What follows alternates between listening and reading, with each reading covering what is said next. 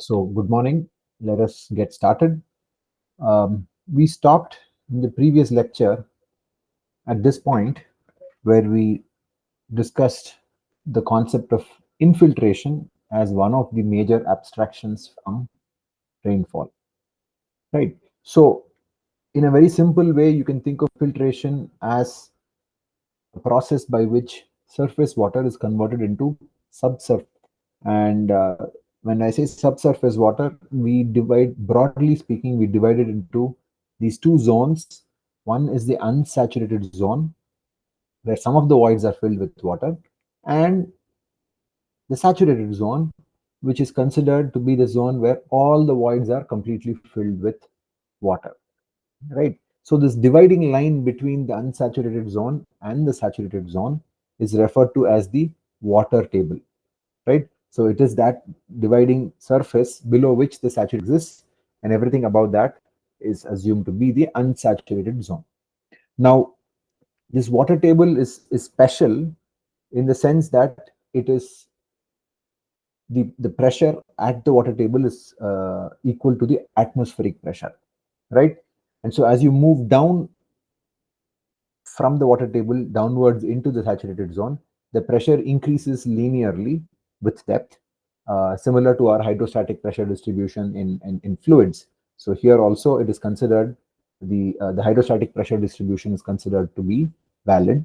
And so the pressure at any point h meters or h centimeters below the water table is simply P atmosphere plus rho g h, h being the height below the water table.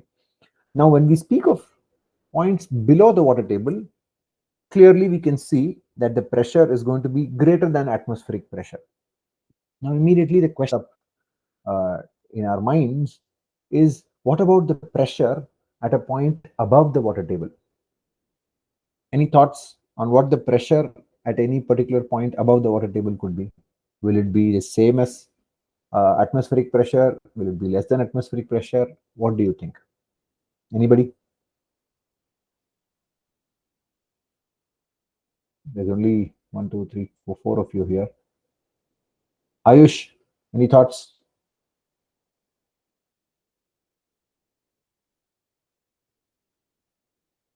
Venkatesh, you're all able to hear me, right? Yes, sir. Okay. So the question is, Puneet, since your microphone is working, why don't you tell us what are your thoughts on the pressure at a point above the water table in the unsaturated zone? What do you think the pressure will be? No answer is wrong.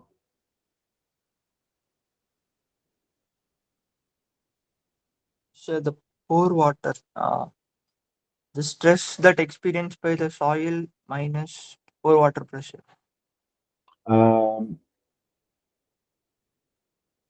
okay, so I'm asking about the pressure alone. Okay, the question is, what would the pressure at a point in an unsaturated soil at a point above the water table, what would the pressure be? Will it be same as atmospheric pressure? Will it be greater than atmospheric pressure? Will it be less than atmospheric pressure? These are the possibilities.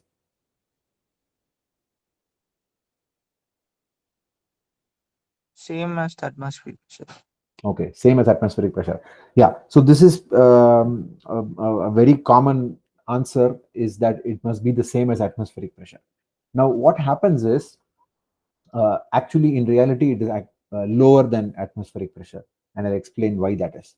Okay, so what happens in the case of an unsaturated sample is that all the soil particles, the entire surface of the soil particle is not in contact with water because the sample is unsaturated. So there are some soil particles which are not in contact with water, right? And as we know, whenever you have, I mean, we are all aware of the phenomenon of surface tension, right? Which is because of the attractive forces between a solid surface and a liquid. In this case, there's a soil particle and the water molecules, and there is a kind of force of attraction between the soil particle and the water molecule. Now, but unfortunately, all these surfaces of the soil are not in touch with water, are not in contact with water. If you go below the water table, the entire soil is completely saturated. So every soil particle is in contact with water. Its entire surface area is in contact with water. So because the soil is saturated. But when you go to an unsaturated soil sample, there will be some soil particles which a portion of their area, surface area, is not in contact with water. So there will be a kind of the soil particles will be trying to attract more and more water. So you can imagine an experiment. Let's just imagine this thought experiment. Let us say I take a beaker filled with water, okay, and I insert a soil sample, a dry soil sample into it, okay. What do you think will happen to the water in this soil sample?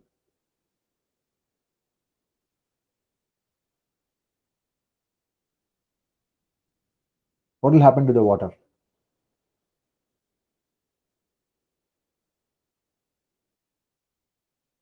Okay, because of the presence of these tiny capillaries, all of those little voids between the soil particles are going to act like capillaries, and the dry soil sample will actually, after some time, the water will rise up to a certain level, depending on the type of soil. If it is clay, it'll go up very high. If it is sand, it'll go up to a certain height. But whatever it is, there will be a certain rise of water, similar to the capillary rise in that we studied in fluid mechanics. But that was for a capillary of a small diameter.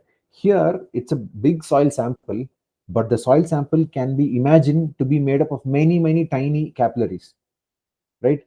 Each pore between the soil particles can be thought of as a capillary because it will be very tiny. And because it's perfectly dry, all the soil particles want to be in contact with water, so they are actually able to pull the water up against gravity, right? So that pull of water, we think of it, or we visualize it in suction, right? So therefore, pressure at a point above the water table in the unsaturated zone will actually be negative, because there is a suction of these soil particles are trying to attract water. So there is a net negative pressure. Like whenever you say suction, it has to be below some reference pressure. The reference pressure in this case is my atmospheric pressure. So therefore, in the unsaturated zone, the pressure will be below atmospheric pressure, right? So let's pick a point somewhere over here in the unsaturated zone. Here, the pressure will be less than P atmospheric. How much less depends on the extent of saturation.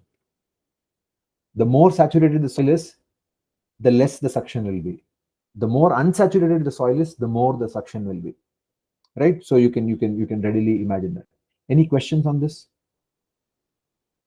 Any questions about the pressure being below atmospheric pressure in the unsaturated zone? Any thoughts, any questions, any comments, anything at all?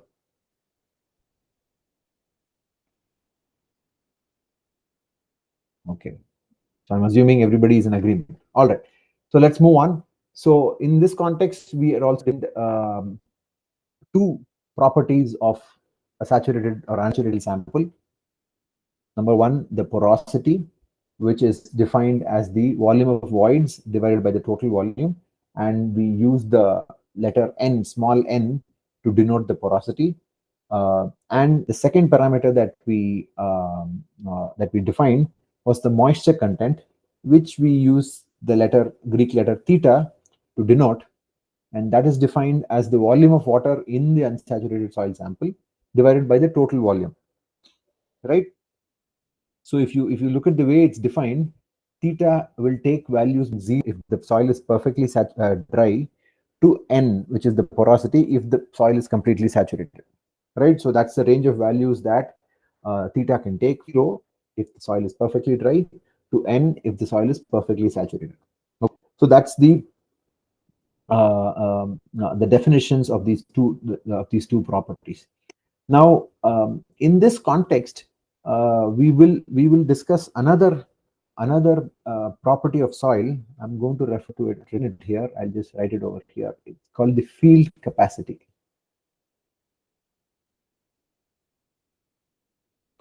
Okay.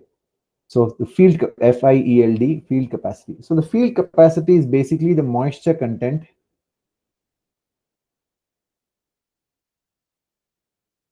that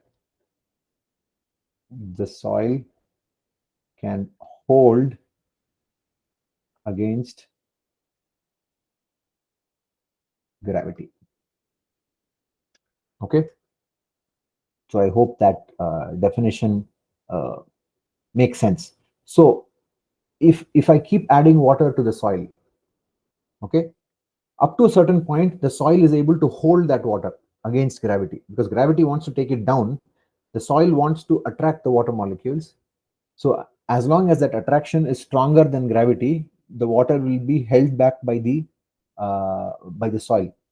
Cross that moisture content, right?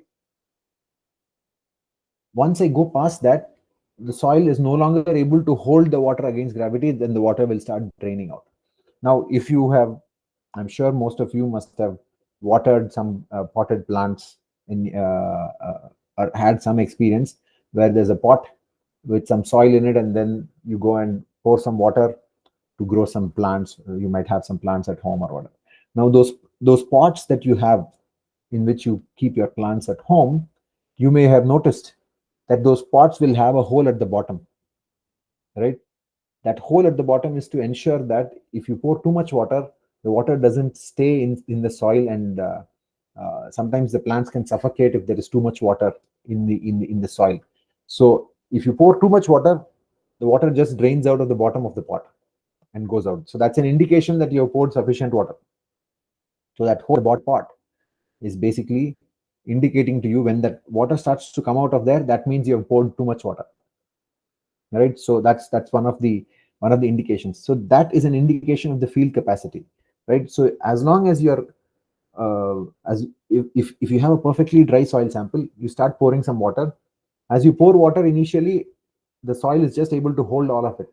If you keep pouring, there will come a point beyond which if you pour more water, then the water starts to drain, right?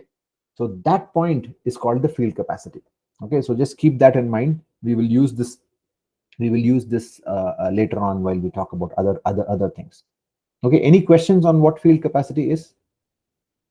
Field capacity is basically a, a particular moisture content below which, sorry, above which the water starts to drain by gravity. Below that, the soil is able to hold it against gravity. Okay. So now obviously field capacity depends on the type of soil. If I have sandy soil, its field capacity will not be very high. But if I have clayey soil, clay has a strong capacity to hold water because it has got a lot of surface area, a lot of attractive forces between the soil particles and the water, and so on and so forth. So field capacity obviously is a property of the nature of the soil, type of soil, what kind of sometimes even the chemical content of that soil also. Sometimes some soils have more carbon, some soils have less carbon, and so on. So it's a complicated parameter to be able to figure out, but generally speaking, it depends on the type of soil. Okay. Any question? Any questions?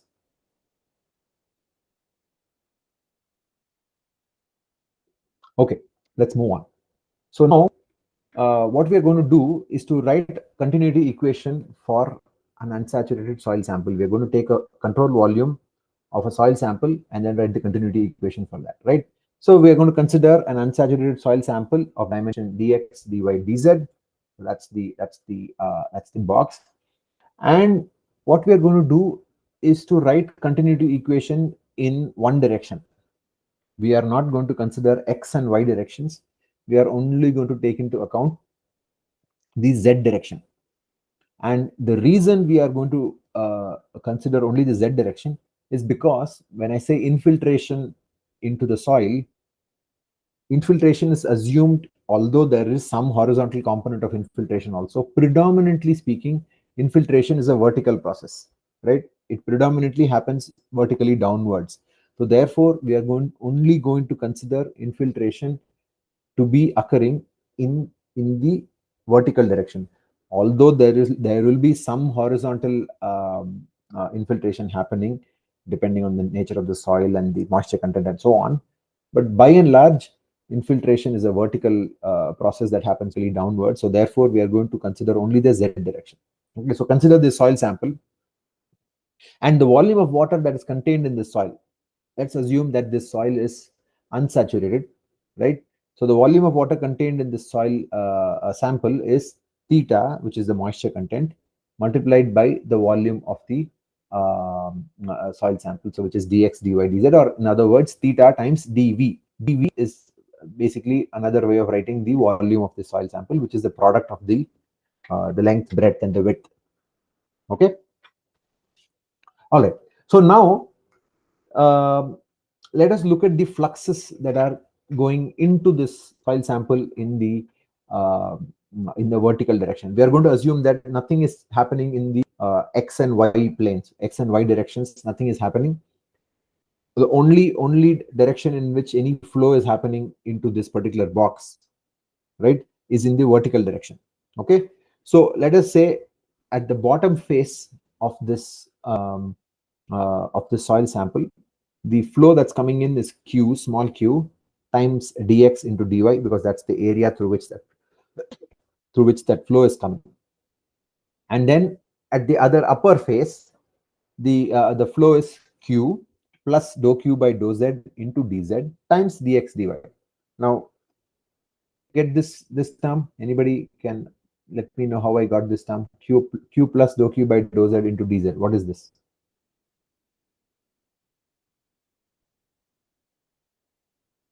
How did I get that?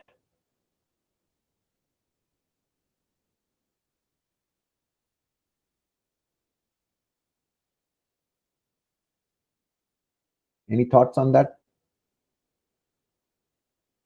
I'm saying here the rate of flow is small q, then the rate of flow here is small q plus dou q by dou z into dz. What is the process by which I got that? You must have studied this in your mathematics 1, 2, something.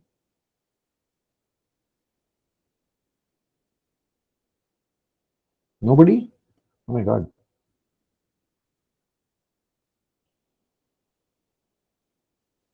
Partially differentiate q in the z direction, so we only know what changes are happening in the z direction in q, and we multiply it by dz, which is the distance that we traveled in z. Okay. Okay, the partial derivative is not so important. Even I can even write it as dq by dz. That's not that's not what I want you to focus on. But I understand what you're saying. Yeah. So we are assuming that q can change in x and y also, but we are assuming that we are only interested in the component in the z direction. So therefore, we have taken the partial derivative. But what is the logic for? I'm sure you always, I don't know, f of x plus delta x equal to f of x plus f prime x into delta x by 1 factorial plus f double prime x into delta x square by 2 factorial plus higher order terms. What is this called?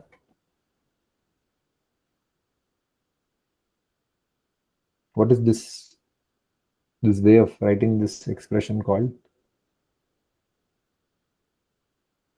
It's an infinite series. There's a particular name for it. Taylor series. Taylor series, right? So thank you very much. So this is the Taylor series. So if I know the function at a point x, and I want to know what will the function take at a point x plus delta x, all I have to do is I know the value at x. At x plus delta x, it will be f of x plus f prime x into delta x by 1 factorial plus higher order terms. So generally what we do is we only take the first term and then we ignore everything, delta x square, and if delta x is small, delta x square is very small, so we just ignore everything. So you're left with uh, uh, uh, this expression. So f of x plus delta x. So in this case, it is q of z plus dz, and it is qz plus dou q by dou z into dz, something like that. Okay. So it's just a Taylor series expansion that I've used to get this. So I'll just erase this. Uh, I'm assuming that this is like well-known information. So anyway, okay. So this is what I got. All right. So now, okay. Keep in now when I said infiltration is vertical, and here I'm pointing these arrows, both of them pointing upwards, which doesn't make sense because when I say infiltration, I mean water infiltrating downwards. But these arrows are only for indication. They don't reflect the actual direction in which infiltration is happening. It really doesn't matter what way you put the arrows because eventually it gets taken care of. Anyway, now what I'm going to do is I'm going to write a continuity equation for this. Now, if you remember from previous semester, we did what is that? Reynolds transport theorem, not previous semester, 2 semesters back, right? Reynolds transport theorem, which allowed us to do a continuity or a mass balance for any control volume. So this is my control volume. I'm going to do a mass balance for this. And if you remember, this is what it looked like when it's conservation mass. dB by dt system by dt is 0. So that's my left hand side. Is d by dt of rho dv. That's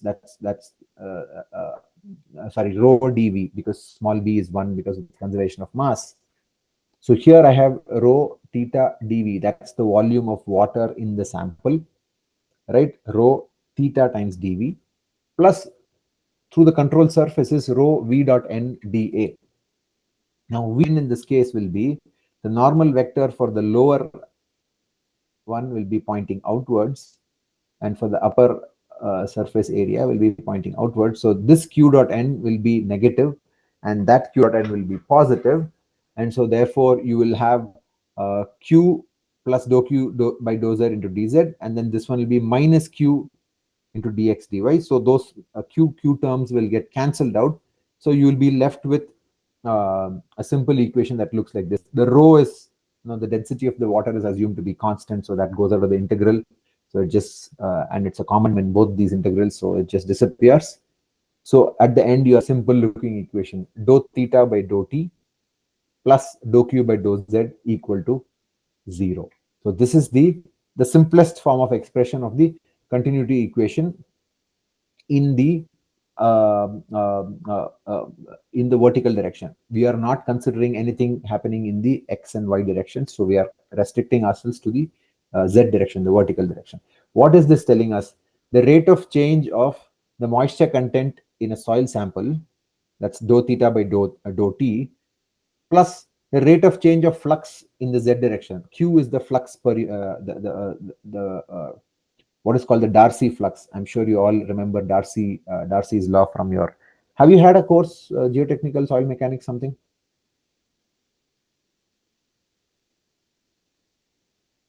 You've heard of Darcy's law?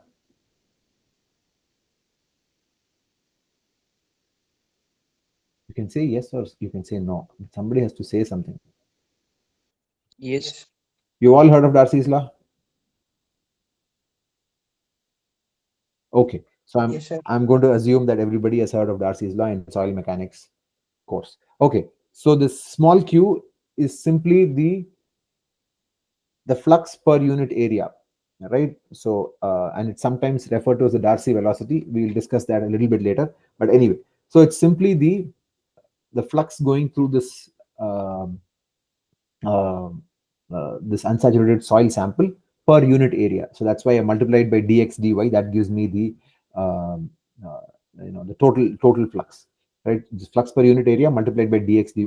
The dx dy of course gets cancelled because of this dv, which also has dx dy dz, and then therefore you end up with this expression of dou theta by dou t plus dou q by dou z equal to 0. Okay, now Darcy's law, like I was saying, the statement of Darcy's law is very simple. Small q, you might have seen it like this. Is this how you saw Darcy's law? Capital Q equal to minus k times I times a.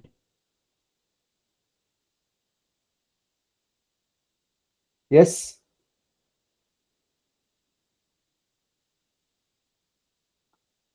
Yes, sir. Okay. Yes, So sir. thank you. Yeah. If you can quickly say this now, it's just a yes. Don't wait for somebody else to say it. You say it. Okay. So if I divide both sides by this cross-sectional area through which the flow is taking place, I get small q, which is simply capital Q by A, equal to minus Ki. So I is basically the hydraulic gradient. K is the hydraulic conductivity. In a course that you must have taken in soil mechanics, you would have called it coefficient of permeability or permeability, something like that. But when it comes to hydrology, hydrologists prefer to refer to K as hydraulic conductivity. Okay, anyway, that's the distinction between the two fields and how we refer to the same parameter with different terminologies. That's okay, it's not a big deal. Okay, so this is the simpler way of expressing Darcy's law, where instead of capital Q, which is the total flux, I'm writing it in terms of small q, which is the flux per unit area. Now, because term small q has units of velocity, right? K, hydraulic conductivity, has got dimensions of LT minus 1. dH by dz has no dimensions. So therefore, small q has the dimensions of velocity. So the small q is also sometimes referred to as Darcy velocity. Okay, the small q, in honor of Darcy, it is referred to as the Darcy velocity. Although it is not the velocity of water particles moving in the soil, it is still referred to as Darcy velocity. We will discuss this later on when we talk about groundwater. But for now, let's keep moving. Okay. Now, this hydraulic head H that is in that equation, dH by dz, is telling us the gradient of hydraulic head. Now, in the case of an unsaturated soil sample, this hydraulic head H has two components, right? So one of them is, of course, gravity head, which is elevation. So at a point at a higher elevation and a lower elevation, if you look at them, naturally going to be gravity is going to take the water downwards. Right? That is one component of this hydraulic head. The other component of this hydraulic head is the suction head, which is denoted by this Greek letter psi, psi. It's pronounced like psi. Okay. Now, what this means is, if I have a soil sample, I just used a couple of slides. I had drawn a figure. Let's go back 1 second. Oh, see, I had drawn this soil sample, dry soil sample, which is coming in contact with water, and I said the soil will actually suck up the water to a certain height, right? Similar to capillary rise in a capillary tube. So this capillary rise happens of the suction of the dry soil particles which are sucking up the water, right? So similarly, so to denote that, I term suction head. Okay, let me just keep going. Right. So the suction head is denoted by this Greek letter psi, and so that's the combination of these two is what we are going to refer to as the hydraulic head. Right? So one component is gravity, which is forcing the water to move downwards.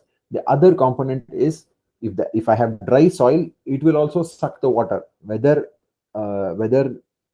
in the same direction as gravity or opposite to the direction of gravity, like we saw in the case of the capillary rise in this dry soil sample.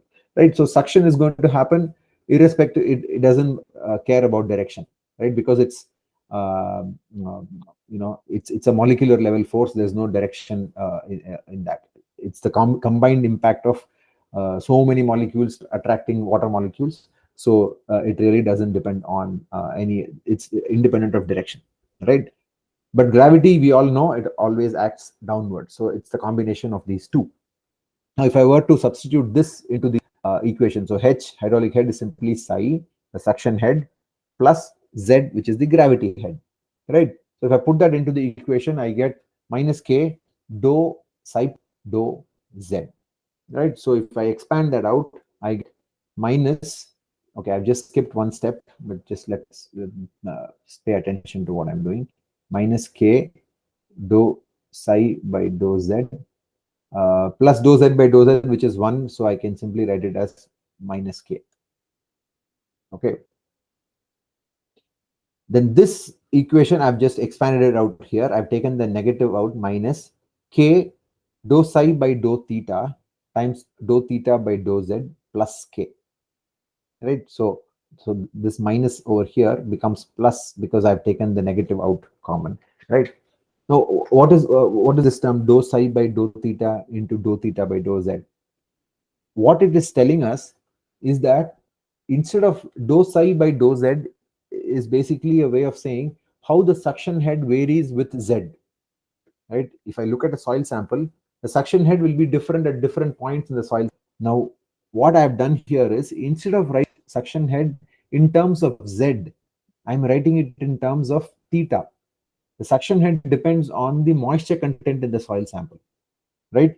So if I give you a soil sample which is completely dry, which means theta is 0, then my suction head will be very high, because that's all the soil particles want to be in contact with water, so they're all trying to attract the water molecules, so the suction head is very high.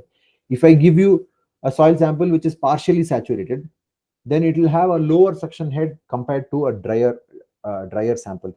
And if I give you an even more wet sample, then its suction head will be even lower, right? So clearly what this means is that this suction head is a property of the, not only the nature of the soil, but also the moisture content of the soil, right? So therefore I'm writing this dou psi by dou z. Instead I'm writing it as dou psi by dou theta into dou theta by dou z, just chain rule. Okay, now the moisture, that second term dou theta by dou z, is basically a way of saying how this moisture content varies as a function of the depth in the soil, right?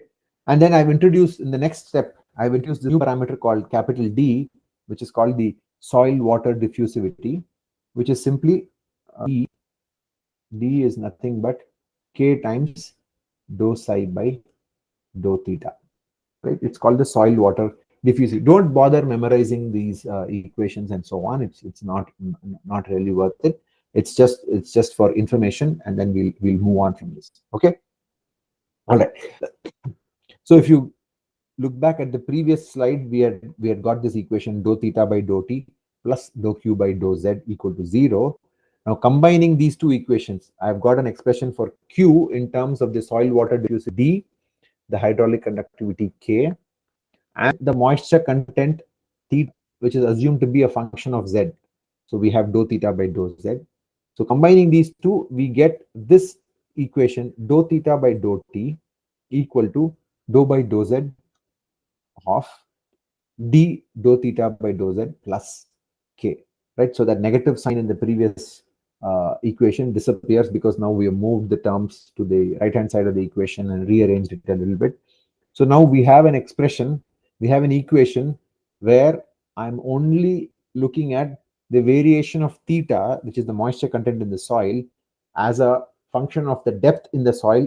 So that's z, and time, right? So the moisture content will evolve as a function of time, and it will also change depending on the depth in the depending of the depth of at a particular point in the soil sample. What is the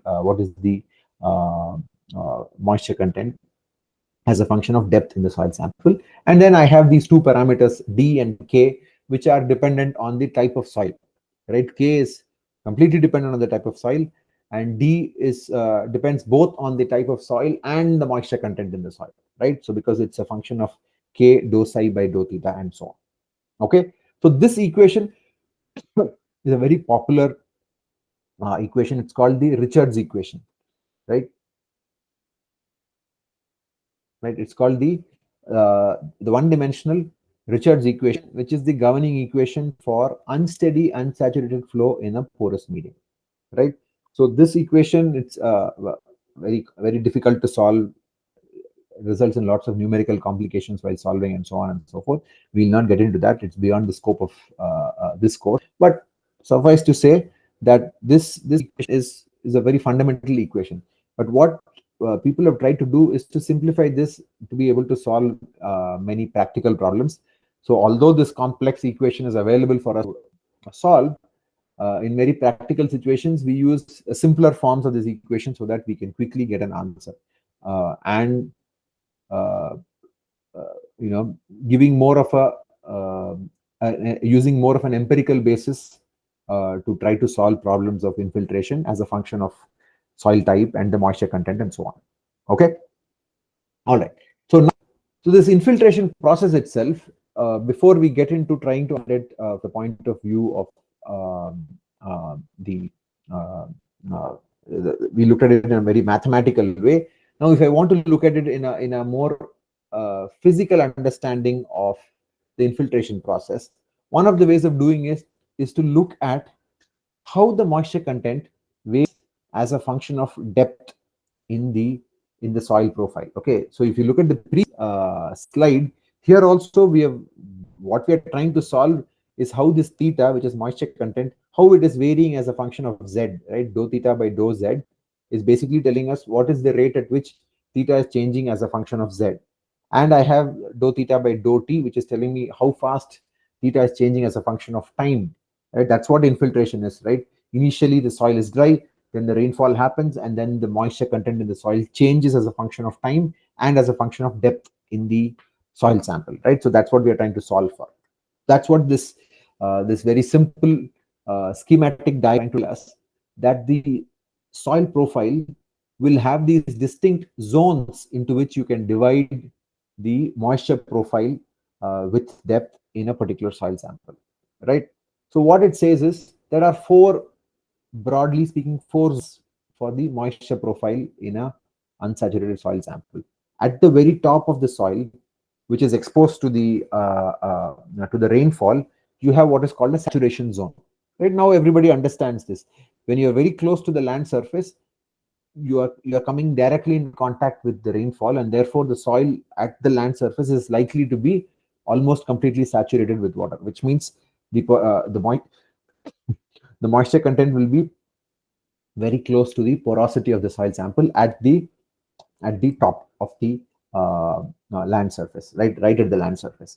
Then I have a second zone which is referred to as the transition zone. Okay, now that the name transition zone is because you couldn't find any other name to refer to, so there's just a kind of a generic name to say there's a transition from saturation to some other moisture content. So that zone is referred to as the transition zone.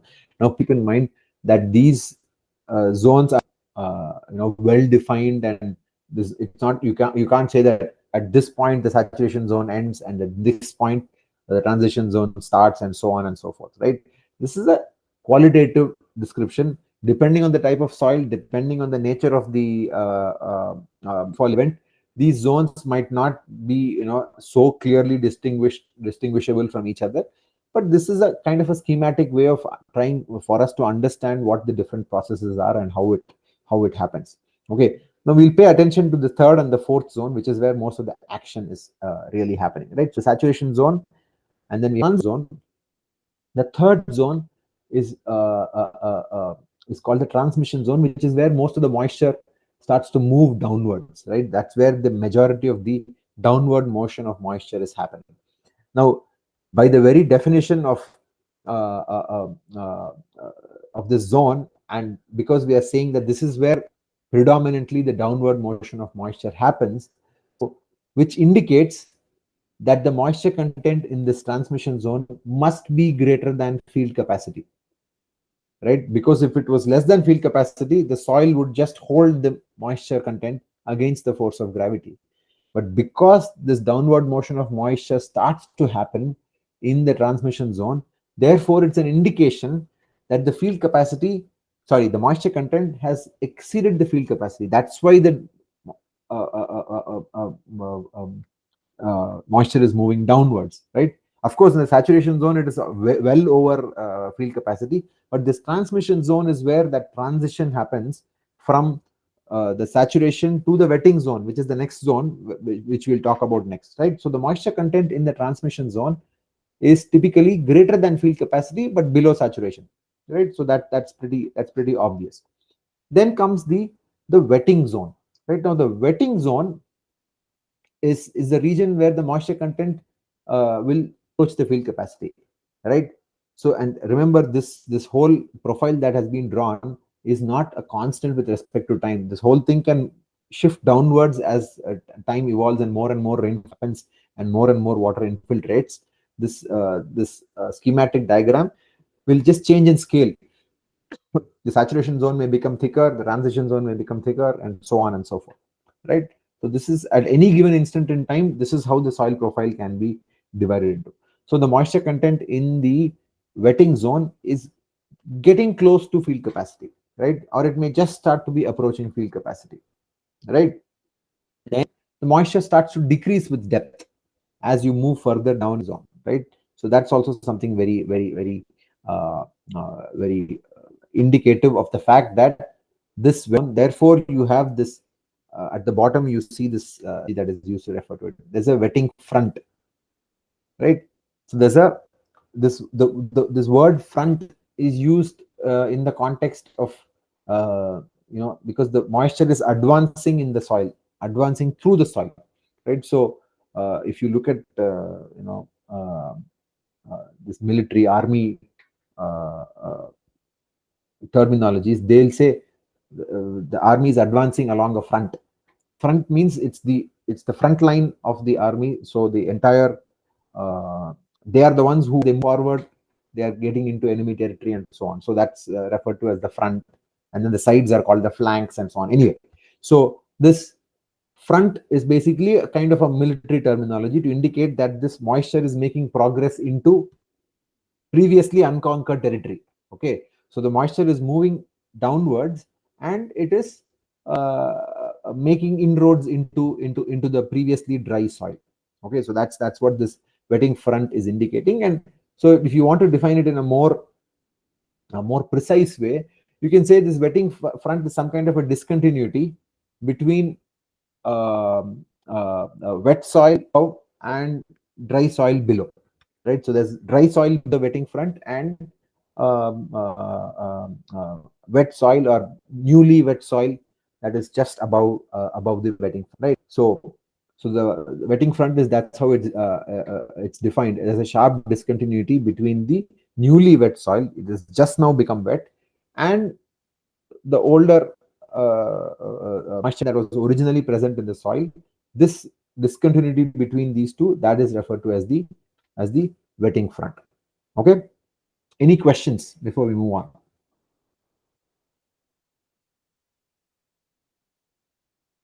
No questions?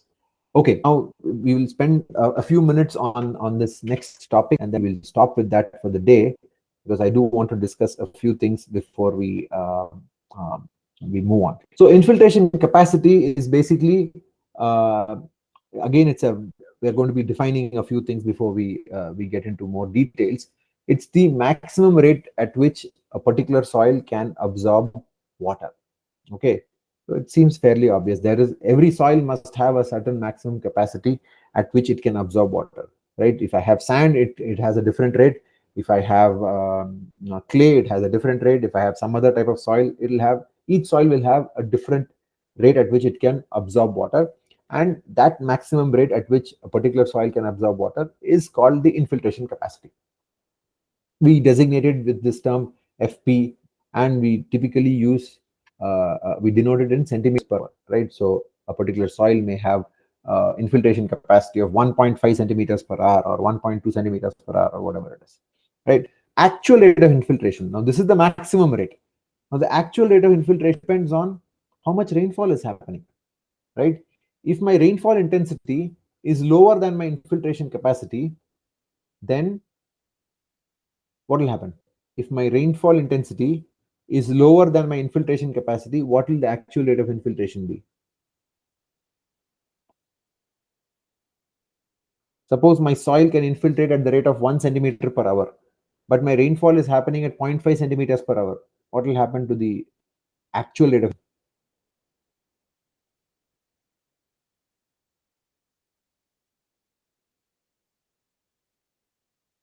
The rate of rainfall. Exactly. So if my soil's capacity is more than the rate of rainfall, I can only absorb at whatever rate the water is actually being provided to me, right? So therefore, F, the actual rate of infiltration, is equal to the FP, the infiltration, when I, sorry, this is not correct. When I less than or equal to FP, it should be less than or equal to. Oh, sorry. No, no, no. F is equal to FP when I greater than, and F equal to I when I less than. Yeah, sorry.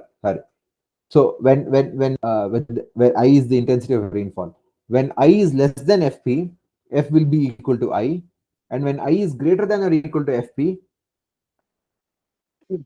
sorry, F will be equal to FP. I hope everybody is clear on that. Sorry, I just completely kind of got confused a little bit there, right?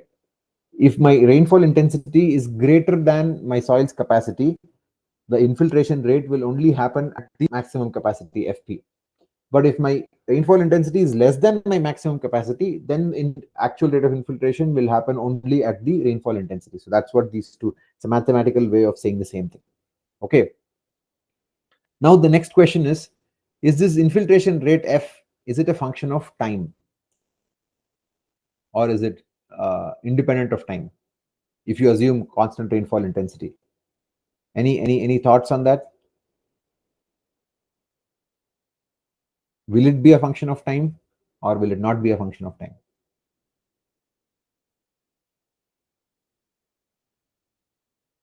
It's a yes or no question.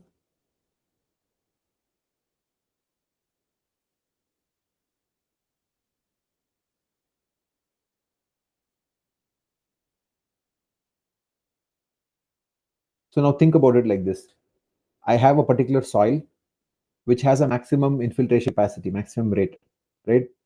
But as the soil gets saturated, will it be able to infiltrate at the maximum rate or will it start to reduce its capacity?